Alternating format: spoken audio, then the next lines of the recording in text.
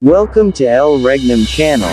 If you are new to this channel, please do not hesitate to click subscribe and hit the notification bell for you to be more updated of the coming videos.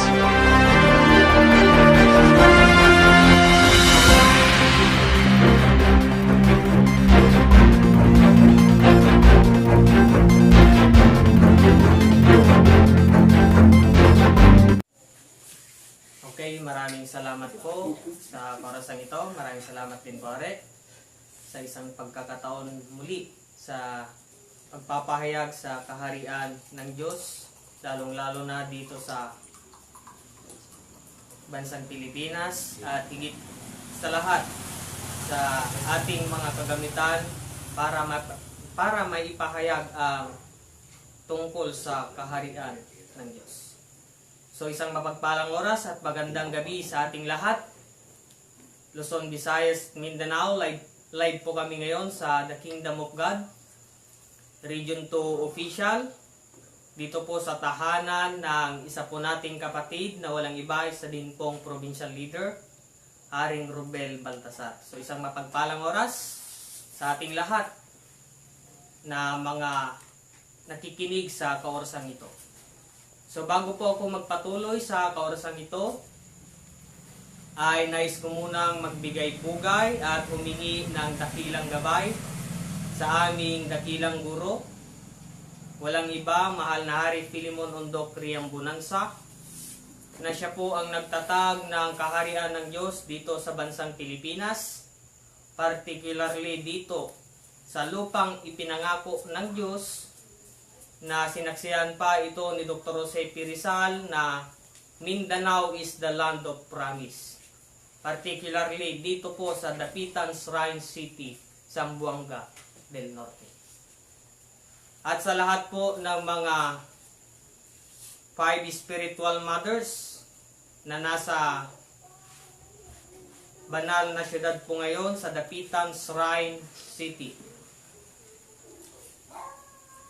At gayon din na ako'y nagbibigay pugay at humihingi ng dakilang gabay sa aming mahal na Prinsipe Rocky Ibanez Riambunansa, na siya po ang president ng The Royal Alpha Omega Ring Trading Corporation, at the same time chairman president ng The Kingdom of God. At gayon din sa kanyang kapatid na walang iba kundi si Haring Adolfo Vidal Riambunansa, na siya po ang chairman president ngayon ng Philippine Deuterium Development and Management Corporation. At sa lahat ng mga 12 tribes, 12 apostoles, mula Region 1 hanggang Region 12 na kinabibilangan po ng aming regional director ng Region 2. Walang iba, Haring Edgar Palor Ligutong. Kasama ang kanyang Reyna Rospadillo Ligutong. At sa lahat ng mga 70 prophets mula Luzon, Visayas at Mindanao, at gayon din sa itinalaga ng Diyos dito po sa Region 2 ng mga 70 prophets o tinatawag ng mga propeta, na pinangungunahan po ng isa po nating kapatid na naka-assign po dito sa probinsya ng Quirino, walang iba, Haring Rubel Baltasar. Gayun din sa ating kapatid na walang iba, si Haring Gerson del Rosario, dito din po sa probinsya ng Vizcaya, particularly dito sa Dupax del Norte del Sur at Santa Fe. Gayun din sa ating Haring Roger Pagumpana, na naka-assign din po dito sa probinsya din ng Isabela, dito po sa Reina Mercedes, San Mariano hanggang Palanan. At gayon din sa ating kapatid na naka-assign din dito sa probinsya din ng Nueva Vizcaya. Isa din po si Reyna Shirley del Rosario na kasalukuyan po na nasa bansang London po ngayon. So isang mapagpalang oras po, Reyna. At gayon din sa ating Reyna Wilma Mercado na naka-assign din sa Nueva Vizcaya. At sa lahat ng mga provincial leaders dito po sa probinsya ng Isabela, si Haring Ruel Agustin dito din po sa Ilagan, Haring Edelberto Lacerona sa bayan din po ng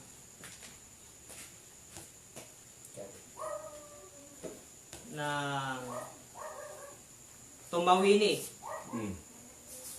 At gayon din si Haring Oliver Resurrection dito po sa Rojas.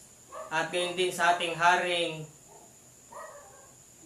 Elino Darakan ng Kawayan. So ito po yung mga nakatalaga dito po sa probinsya ng dito po sa Region 2. Sila po yung mga provincial leader sa kaharian ng Diyos at gayon din sa Region 2. Gayon din po ang inyong kapatid na naka-assign din po sa Cagayan Valley. O dito po particularly dito sa Tugigaraw. At gayon din sa mga municipal leaders, barangay down to Purok.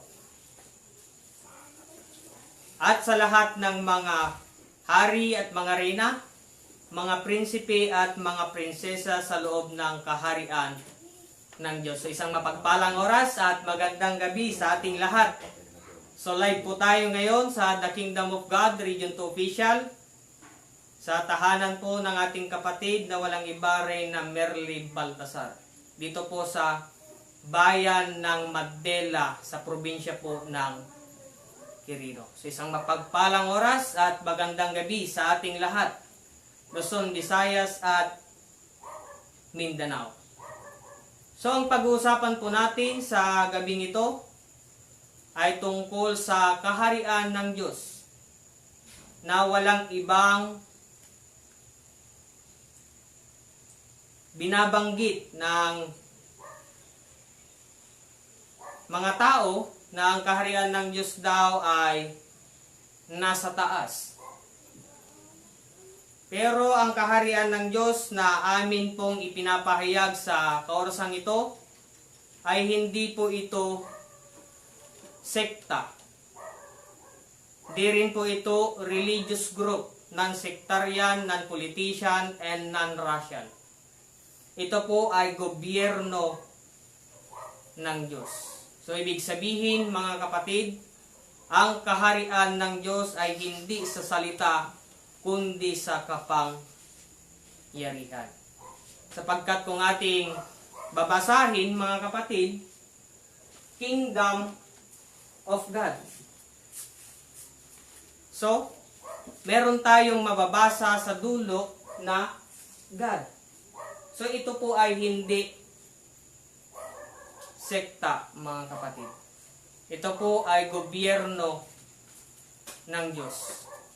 Na mula pa sa panahon ng ating Panginoon, siya ay nagtatag ng mga kaharian para makilala sa buong mundo. Unang-una na kanyang ginamit ay ang bansang Babylonia sa pamamagitan ni Haring Nabucodonosor na hari sa Babylonia. Ang bansang Babylonia ay naging tanyag na kaharian sa daigdig. Unang-una, mga kapatid. Pangalawa, na ginamit ng Diyos na naging tanyag na kaharian sa daigdig ay ang Medo-Persia. Sa pamamagitan din ni Cyrus the Great na hari sa Medo-Persia. ito po ay naging tanyag na kaharian sa daigdig. Pangatlo na ginamit ng Diyos ay ang bansang Greece sa pamumuno ni Alejandro Magno na hari sa Gresya. Ito po ay naging tanyag o pangatlong tanyag na kaharian sa daigdig. Pangapat ang bansang Roma sa pamamagitan ng mga Sesar. Naghari o naging tanyag na kaharian sa daigdig. At natapos ang bansang Roma sa 476 AD. So, ibig sabihin, natapos na yung apat na kaharian na ginamit ng Diyos. So, ibig sabihin, wala nang kaharian sa daigdig.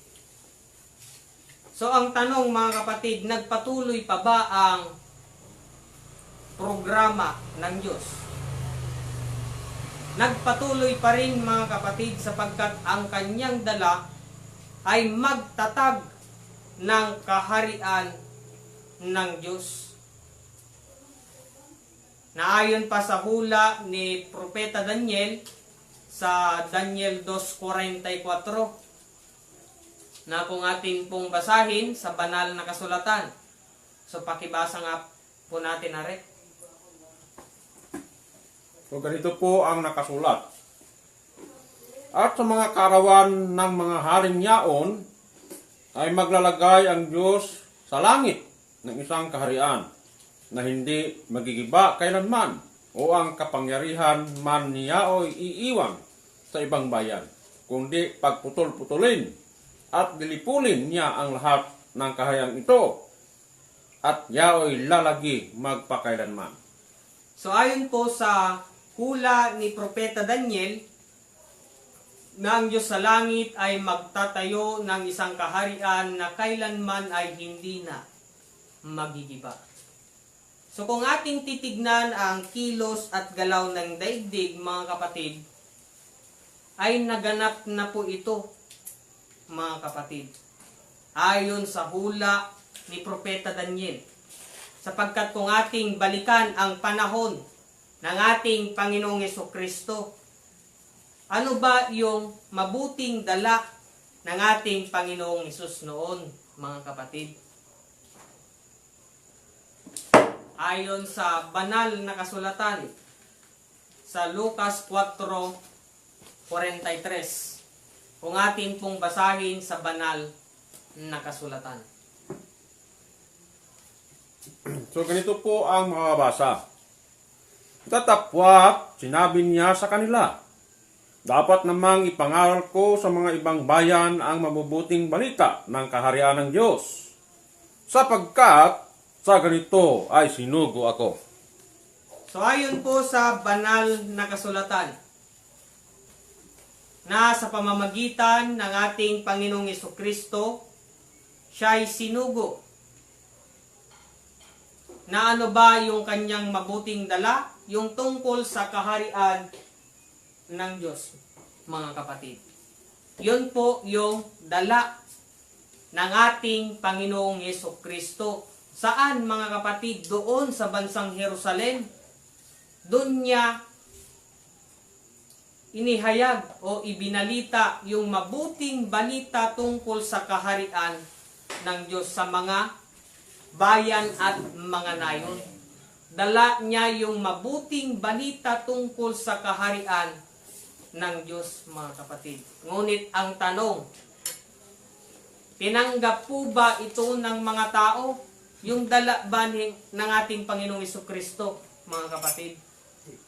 Kung ating iisipin, hindi ito tinanggap ng mga tao doon. Bagkus siya ay hinuli, pinako, nilitis pa ng mga tao, mga kapatid, ipinako sa krus. Yun yung kalagayan ng ating Panginoong Jesucristo noon, mga kapatid, doon sa bansang Jerusalem. sapagkat yung mabuting balita ay ginawa nila itong masama. Ginawang masama ng mga tao. Sapagkat mabuting balita, ginawa itong masama. Ayon sa sulat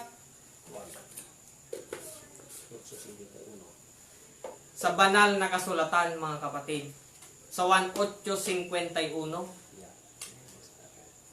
na bakit sinabi ko sa inyo, mga kapatid,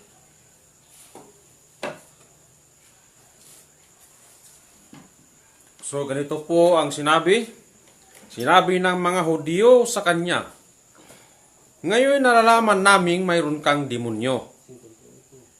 Or sa 51, katotohanang sinasabi ko sa inyo, kung ang sinuman ay tutupad ng aking salita, ay hindi siya makakakita magpakailanman ng kamatayan. yan. Tuloy. So yun po, mga kapatid, sapagkat yung mabuting balita ng Diyos,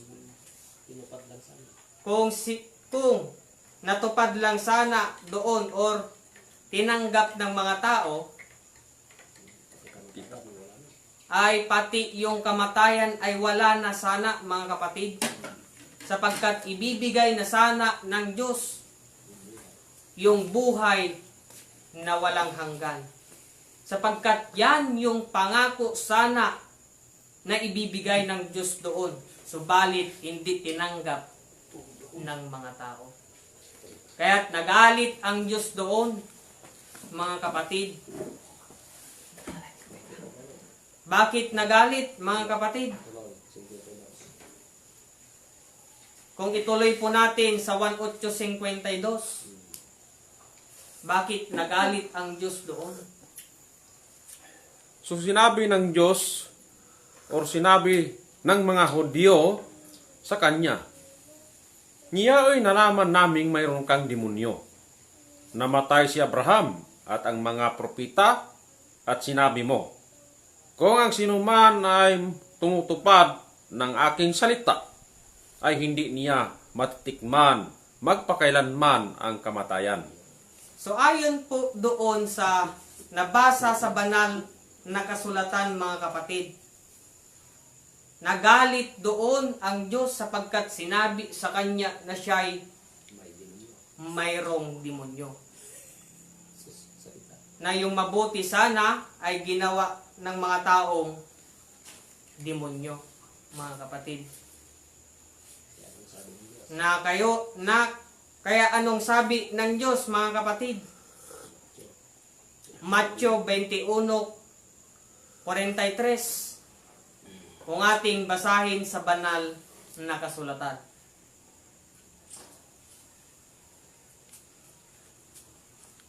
So ganito po ang sinabi. Kaya nga sinabi ko sa inyo, alisin sa inyo ang kaharian ng Diyos at ibibigay sa isang bansang nagkakabunga. So ayon po sa banal na kasulatan, nagalit ang Diyos, inalis niya ang kanyang kaharian doon sa bansang Jerusalem, ibinigay niya ito sa isang bansa na nagkakabunga.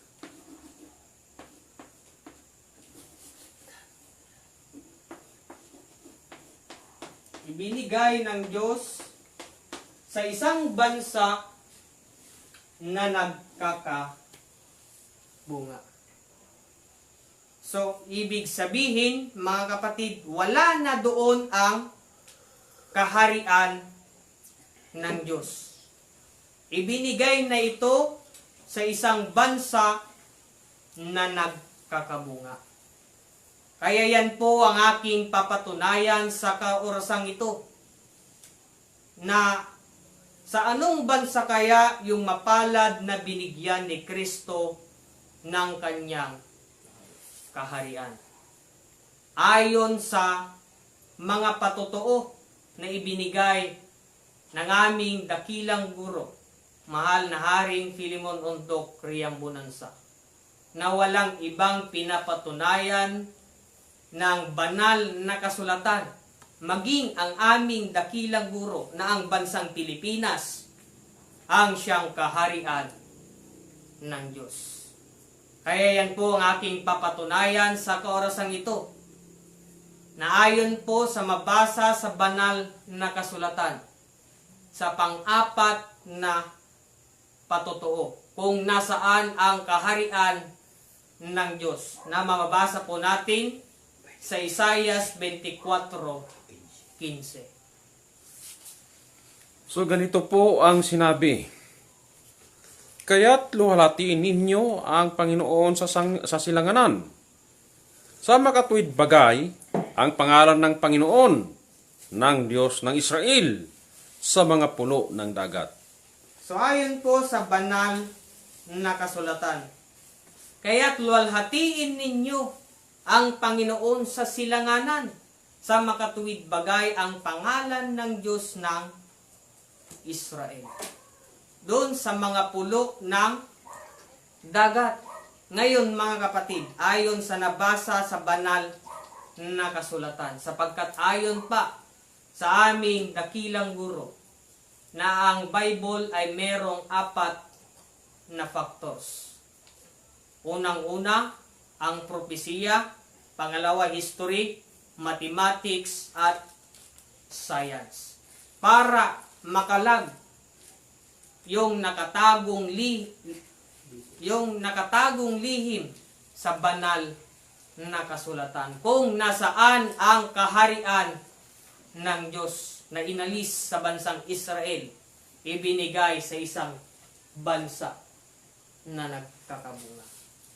Ngayon, kung tayo po ay mag-research sa panahon po natin ngayon, sapagkat meron man ang Bible na 4 na factors. Kung tayo po ay mag-research, so ibig sabihin mga kapatid, gagamit po tayo ng sensya para malaman po natin kung nasaan ang kaharian ng Diyos.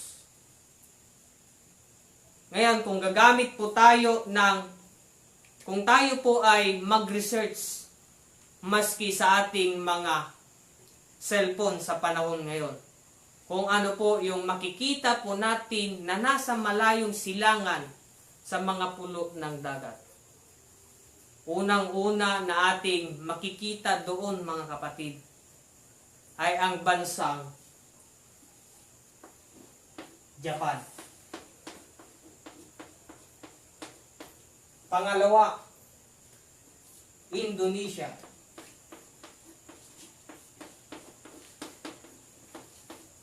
Pangatlo, Malaysia. Pang-apat, Pilipinas.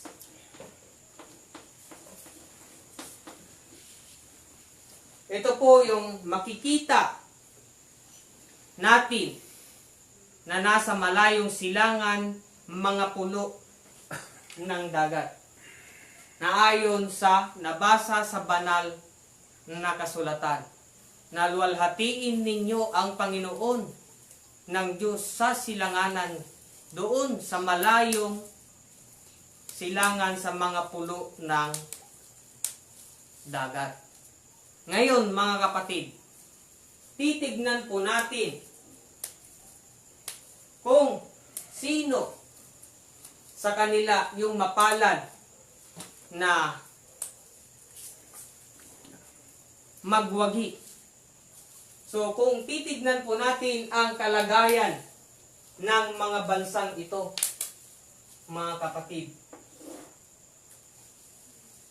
na ayon pa sa mabasa sa banal na kasulatan, kung ating titignan mga kapatid,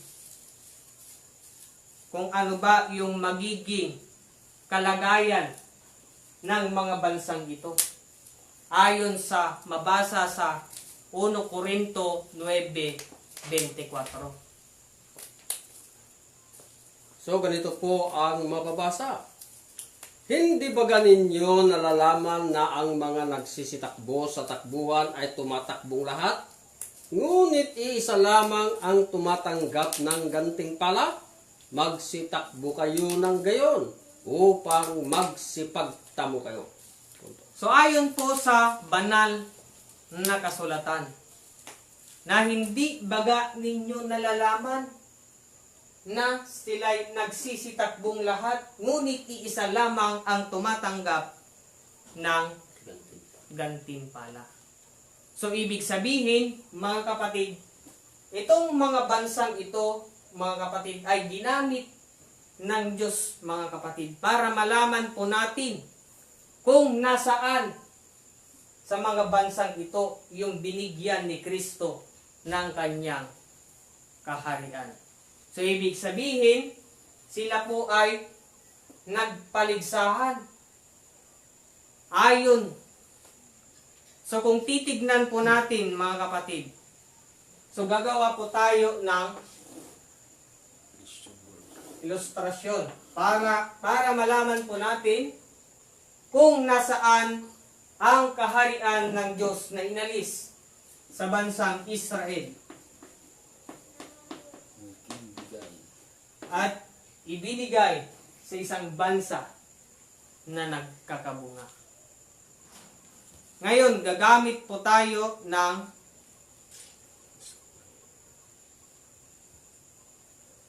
illustration, mga kapatid.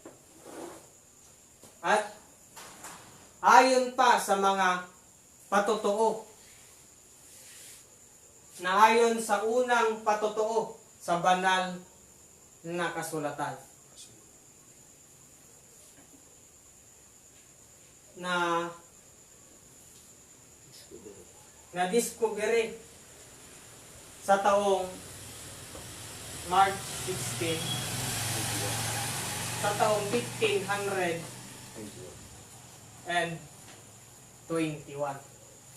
So ang tanong, mga kapatid, ang bansang Japan po ba ay na-discovery sa taong March 16, 1521?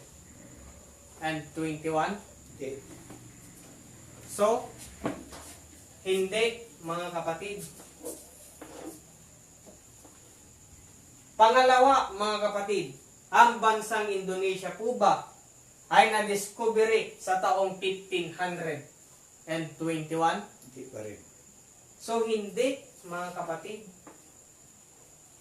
Ang Malaysia po ba, mga kapatid, na-discovery po ba sa taong 1521? Hindi pa rin. So, hindi, mga kapatid. Ang Pilipinas kaya, mga kapatid, na-discovery po ba sa taong 1521? Tunay. So, tunay, mga kapatid, na-discovery po ito sa taong March 16, 1521 sa pamamagitan ni Magellan. Ferdinand Magellan sa taong March 16, 1521. So dadako naman po tayo sa pangalawang pagpapatunay na ang nakasaad doon, mga kapatid, ang bansa ay hindi laban sa mga bansa. Or ibig sabihin, ang bansa ay hindi makipagdigma sa mga bansa. So ang tanong, mga kapatid, ang bansang Japan po ba ay hindi nakikipagdigma? Ay, matapang yan. So, mga kapatid, ang Japan po ay nakikipagdigma po yan, mga kapatid. Matapang yan. Matapang, mga kapatid, sapagkat ang Japan ay dinigma pa ang bansa natin, Pilipinas. Kaya't hindi po ito. So, ibig sabihin, mga kapatid, mali. Hindi akma doon Hindi ako sa parables ng Diyos na ang bansa ay hindi laban sa mga bansa. Pangalawa, mga kapatid, ang bansang Indonesia po ba ay hindi nakikipagdigma? Nakikipagdigma pa rin, mga kapatid. So hindi pa rin akma ito doon sa nakahula sa banal na kasulatan. Pangatlo, mga kapatid, ang bansang Malaysia po ba ay hindi nakikipagdigma? Nakikipagdigma pa rin ito, mga kapatid. Matapang din, mga kapatid. So hindi pa rin akma. Sa pang-apat, mga kapatid, ang bansang Pilipinas po ba ay hindi nakikipagdigma? So tunay, mga kapatid, sapagkat ayon pa sa mga batas na Article 1 Section 4 na ni-revise ng ating dating Pangulong Ferdinand Marcos, na ang bansang Pilipinas ay hindi makipagdigma laban sa mga bansa. So ibig sabihin, kapayapaan ang nais ng ating bansang Pilipinas. 1972 yan. Kaya dadako naman po tayo sa pangatlong pagpapatunay. Ayon sa pangatlong patotoo na ang lupain ay puno ng Diyos-Diyosan. So ang tanong, mga kapatid, ang bansang Japan po ba ay puno ng Diyos-Diyosan? Ay, hindi yan. Buddha yan. Hindi, mga kapatid. Sa kamay yan. Buddha ang kanilang sinasamba, mga kapatid. So iisa pa rin. Pangatlo, mga kapatid, ang bansang Indonesia po ba ay puno ng Diyos-Diyosan? Mali pa rin, mga kapatid, sapagkat ito ay Buddhism. Indo, mga kapatid. So ibig sabihin, Buddha pa rin ang kanilang sinasamba. Kaya't mali. Ang bansang Malaysia po ba ay puno ng Diyos-Diyosan? Buddha pa rin yan. So hindi pa rin, mga kapatid, akma doon sa nakahula sa banal na kasulatan. Pang-apat, mga kapatid, ang bansang Pilipinas po ba ay puno ng Diyos-Diyosan? Tunay. So tunay, mga kapatid, na pinatunayan pa ng isa po nating kapatid na mula apari hanggang hulo ay puno ng Diyos-Diyosan. Kaya't akma doon sa nakasulat sa banal or sa nakahula sa banal na kasulatan. So pang-apat, mga kapatid, dadako naman po tayo sa pang-apat na pagpapatunay na ang hula doon, mga kapatid, ay luwalhatiin ninyo ang Panginoon sa silanganan sa mga pulo ng dagat. Ang tanong, mga kapatid, ang bansang Japan po ba ay nasa malayong silangan, mga pulo ng dagat? Tunay. So tunay, mga kapatid, nasa malayong silangan, mga pulo ng dagat. Pang-apat ay pangalawa, ang Indonesia po ba ay nasa malayong silangan, mga pulo ng dagat? Tunay. So tunay, mga kapatid. Pangatlo, ang bansang Malaysia po ba ay nasa malayong silangan, mga pulo ng dagat? Tunay pa rin. So tunay pa rin, mga kapatid. Pang-apat, ang bansang Pilipinas ay nasa malayong silangan, mga pulo po ba ng dagat?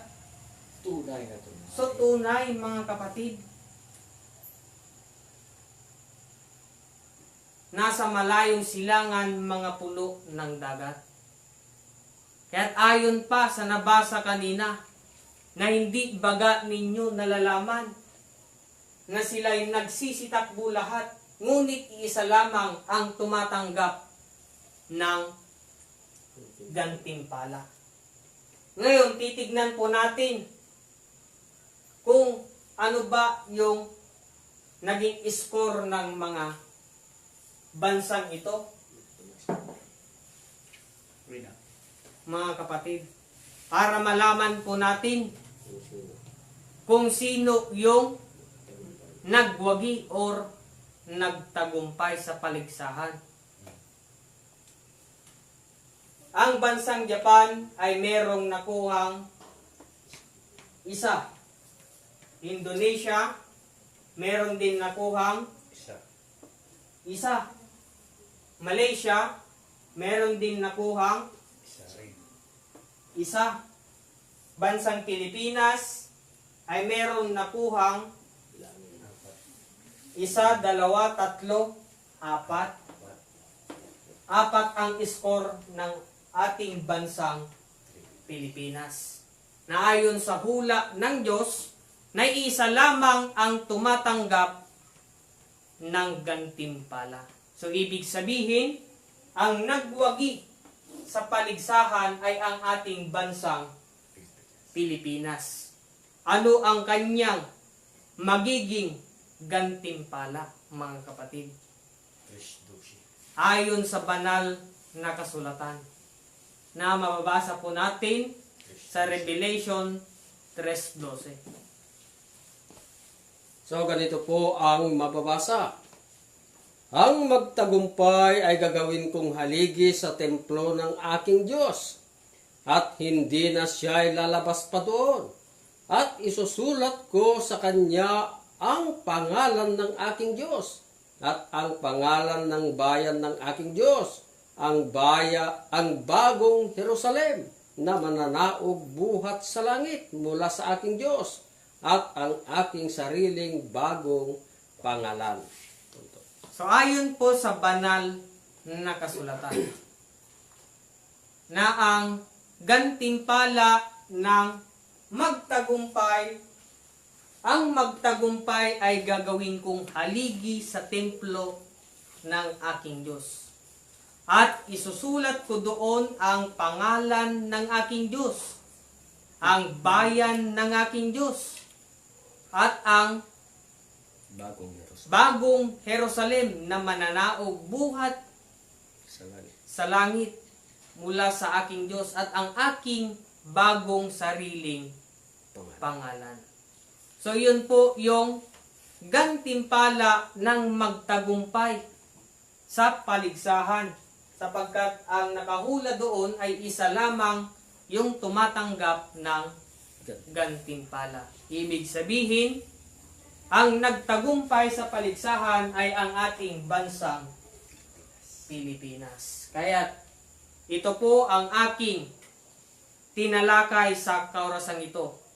Ang pang-apat na patotoo kung nasaan ang kaharian ng Diyos. Walang iba ang ating bansang Pilipinas.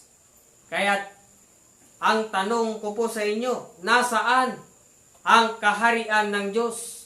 Bansang Pilipinas. Walang iba ang ating bansang Pilipinas. Ayon pa sa aming dakilang guro na siyang nagpatunay na ang bansang Pilipinas ang siyang kaharian ng Diyos.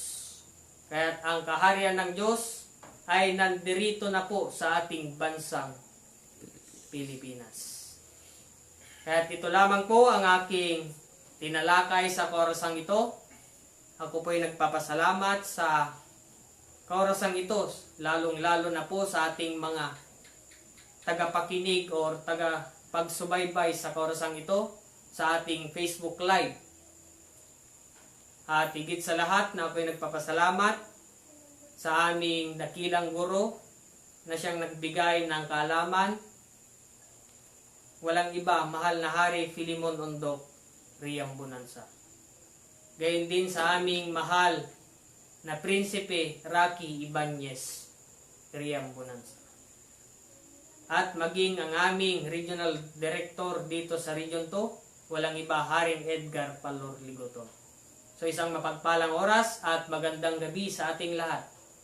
So ako po ang inyong lingkod, walang iba, Prinsipe JV Sales. So maraming salamat at magandang gabi sa ating lahat. Sige.